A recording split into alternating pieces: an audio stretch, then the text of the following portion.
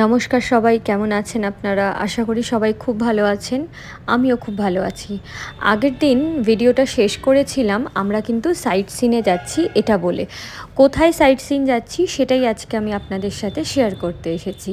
আজকে আমরা চলে এসেছি ভূতনাথ বাবার মন্দিরে।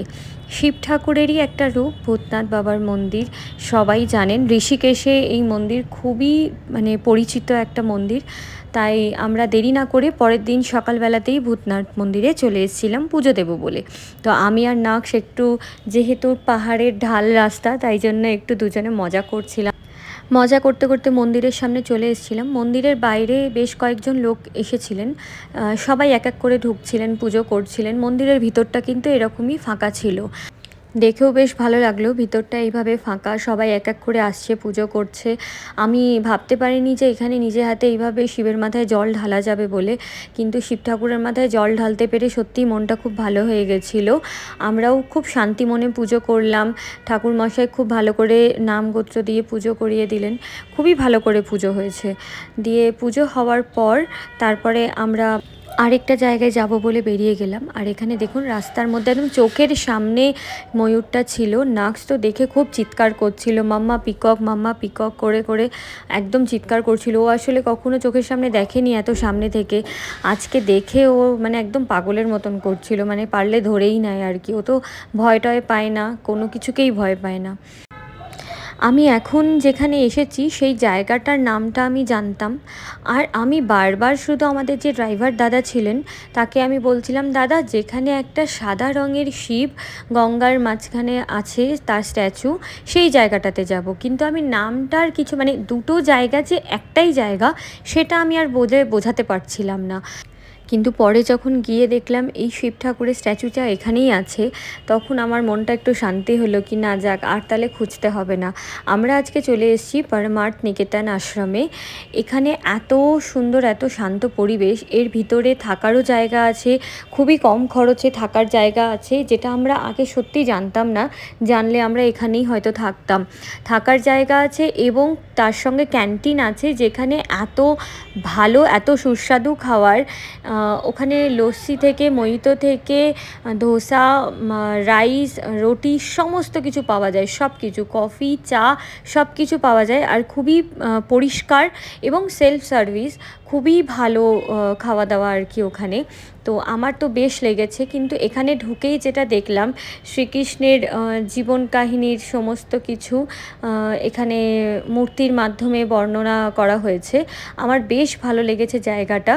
তো আমরা ঢুকে এখানে শিব ঠাকুরের স্ট্যাচুটাও এত সুন্দর করে করা, এত সুন্দর, এত শান্ত, এত লোকজন আসছে, তারপরেও কিন্তু সবাই চুপচাপ নিজের মতন হাঁটছে, হেঁটে হেঁটে যাচ্ছে। ভিড়টা আসলে হচ্ছে ওই গঙ্গার ঘাটের ওখানটাতে। এইখানটা ভিড় থাকলেও সবাই চুপচাপ, যেহেতু আশ্রম তাই জন্য সবাই চুপচাপ এখান দিয়ে হেঁটে যাচ্ছেন।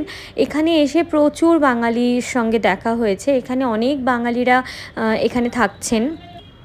পরে জানতে পারলাম যে এখানে থাকার খরচটা প্রচণ্ডই কম, কিন্তু খাওয়ার নর্মাল রেট আমার লাগলো। বাইরেও যেরকম আমি খাবারের রেট দেখছিলাম, সেরকমই এখানে খাবারের প্রাইস ছিল। তো আমরা এখানে এখন পরমার্থ নিকেতন আশ্রমের একদম গঙ্গার ঘাটের দিকে চলে এসেছি। তো এখানে শপও আছে, এখানে অনেকগুলো দোকান আছে। দোকানে বেশ, এই দোকানটা যেটা পেরোলো, এখানে কিন্তু অনেক দামি দামি মূর্তি পাওয়া যায়। তো দোকানের ভিতরে আমরা ঢুকিনি, কারণ কি আমাদের মূর্তি টুর্তি কেনার ছিল না। কিন্তু এই দিকে যে ডান দিকে মার্কেট আছে আর বাঁ দিকে হচ্ছে আশ্রমে থাকার জায়গাটা আছে। এই যে দেখুন, আমরা অতটা রাস্তা হেঁটে হেঁটে এলাম, কিন্তু কিছু মনে হলো না, খুবই ভালো লাগছিল। আর এখানে আমরা গঙ্গার একদম পাড়ে চলে এসেছি, গঙ্গার ঘাট এখানে করা আছে, এখানে চলে এসেছি। আর আমি যে শিব ঠাকুরের, আমি যে ভোলে বাবার কথা বলছিলাম, সেই ভোলে বাবা তো এখানে বিরাজমান।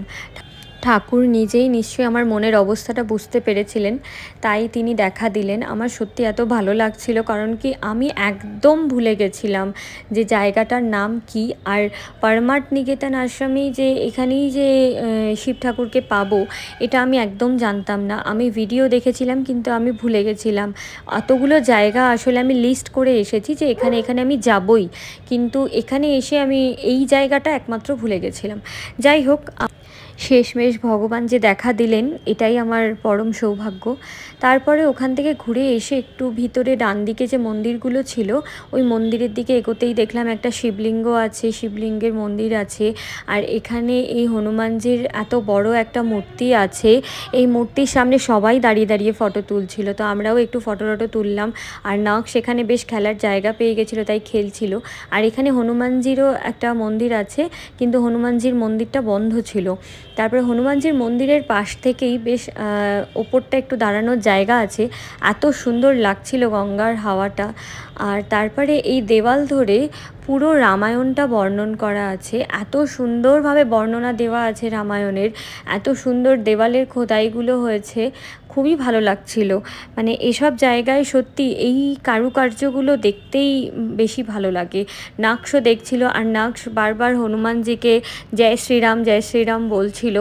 ও এই একটা কথাই শিখেছে জয় শ্রীরাম ঠাকুরের, তাই জন্য ও এটা হনুমানজিকে দেখলেই বলে। তো সেই দেখছিল আর বলছিল। তারপরে ওখান থেকে আমরা আস্তে আস্তে বেরোচ্ছিলাম, কারণ কি আমাদের ক্যান্টিনের দিকেও যেতে হবে। দুপুর হয়ে গেছিলো, অনেকটাই বেলা হয়ে গেছিলো। তো আমরা প্রথমে ভাবছিলাম যে বাইরে খেয়ে নেবো, কিন্তু তারপরে ভাবলাম কি না, এখানে যখন ক্যান্টিন আছেই একবার দেখাই যাক। দেখুন এখান থেকে পাহাড়টা কত সুন্দর লাগছে না দেখতে। তো আমরা এখান দিয়ে যাচ্ছিলামই, হঠাৎ চোখে পড়লো যে এখানে একটা রাস্তা আছে, গলি মতন অনেকগুলো রাস্তা আছে যেগুলো আশ্রমের ভিতরে যাচ্ছে, কিন্তু সব জায়গায় তো আর অ্যালাউ নেই। অনেক জায়গায় থাকার রাস্তাও আছে, অনেক প্রাইভেট ওনাদের নিজস্ব জায়গা আছে। তো আমি হঠাৎ এই জায়গা দিয়ে ঢুকতেই দেখলাম এখানে বেশ অনেকগুলো ঠাকুরের মন্দির করা আছে। এখানে ঋষিমণিদের স্ট্যাচু আছে, তারপরে ঠাকুরের মন্দির করা আছে। সেই ঠাকুরগুলোরই একটু ভিডিও নিয়ে নিচ্ছিলাম। এত ভালো লাগছিল একটা জিনিস দেখে, এখানে বড় বড় কাঁচের এরকম ফ্রেম করা আছে, এর ভিতরে ঠাকুরের মূর্তিগুলো রাখা আছে। কিন্তু আমার দেখে যেটা মনে হলো যে প্রত্যেক দিন এনাদের পরিষ্কার করা হয়, এতটুকুনি ধুলো বা এতটুকুনি কিছু নোংরা আমি দেখতে পেলাম না। পুরো আশ্রমটার ভিতরে এত সুন্দর পরিষ্কার পরিচ্ছন্ন, প্রত্যেকটা ঠাকুর এত সুন্দরভাবে রাখা আছে, দেখেও ভালো লাগলো। কারণ ঠাকুর শুধু রেখে দিলেই হয় না, ঠাকুরের সেবা যত্ন আছে। যদিও এটা অনেক বড় আশ্রম, তাও আমি অনেক জায়গাতেই গিয়ে দেখেছি যে ঠাকুর রাখা আছে, ঠাকুরের এরকম একদম ধুলো পড়ে গেছে বা তার কাপড় অনেক দিন ধরে চেঞ্জ হয়নি, এটা দেখেই বোঝা যাচ্ছে পরিষ্কার পরিচ্ছন্নতা নেই। কিন্তু সত্যি এখানে এসে আমার বেশ ভালো লাগলো।